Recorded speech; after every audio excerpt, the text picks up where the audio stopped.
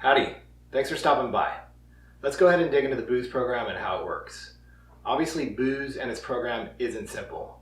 Dependence happens gradually over time. But I wanted to give you an overview of the main systems at play and how they can become predictive in a sense to what's to come. So we have a lot of factors that fuel the engine of the booze program and keep it moving in one direction or more booze over time, including tolerance, nostalgia, our association with friends, events, and fun, repetition, and billions in advertising. But one of the main players of the booze program is a negative feedback loop. Okay, here we are having a few beers with our buddies. The booze damages the feel-good receptors in the brain, creating a chemical imbalance that leads to feelings of unease, stress, and tiredness the following days after the event. Over time, we can become conditioned to get back to states of normal or enjoyment with more drinking. So I created a booze program model. I made some assumptions based on tolerance, the negative feedback loop, and common sense health observations. So no, you will not find this in any medical journals, and to put it more bluntly, sometimes a guy playing a doctor on the internet has to make some stuff up to make it sound like they know what they're talking about. But I do think there will be some valid points in this model to consider. So anyone that has been drinking for the last 10 to 20 plus years is on this program. You can find yourself on it based on your weekly consumption levels. Your associations with booze are to the left. Above, you can see how time and the more an individual associates booze with fun will accelerate the speed at which they move from one side to the other. And to the right, you can see as you get deeper into the program how it has a negative impact on anything we would care about or want in our lives, like health, fun, etc. Last, I wanted to hit on a few accelerators to the program that I think are pretty common in our groups. Money and success, or your buddies that are crushing it. With money and success, you're afforded more time and resources to enjoy life.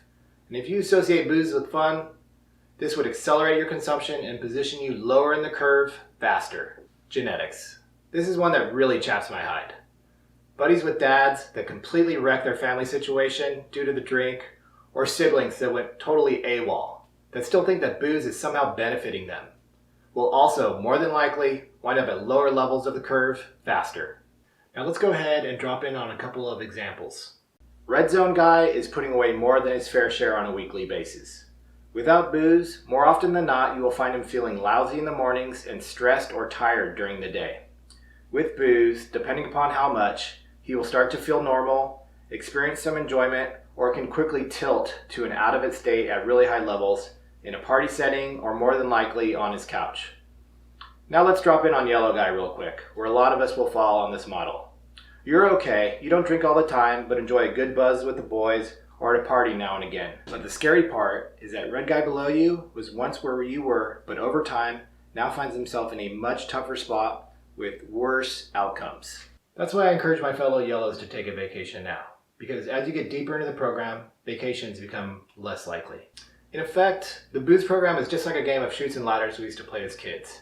Except there's no ladders, only chutes. This program only goes one direction, with tolerance, negative feedback loop, our social circles and culture of drinking, and the general cluelessness of what's even happening to us and who's in control. It's very unlikely that someone on their own is going to climb out of this booze program. Even after a divorce or some unsettling doctor warnings, will generally not stop this program, as the thinking mind will override these warning signs as non-related.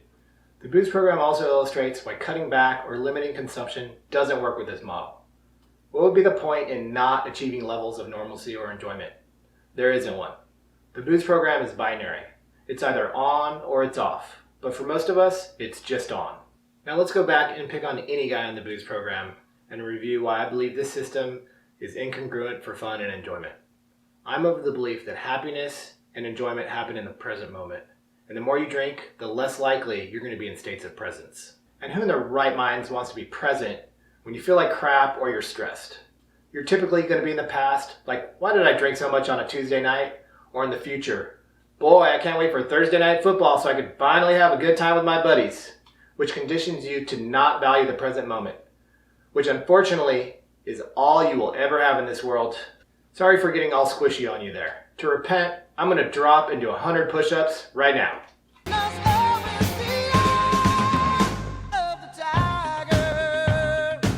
98, 99, 100. Woo! That was fun. Please check out our next video on health and fun and how the booze program really screws those up. Thanks for partying with me. Rock on!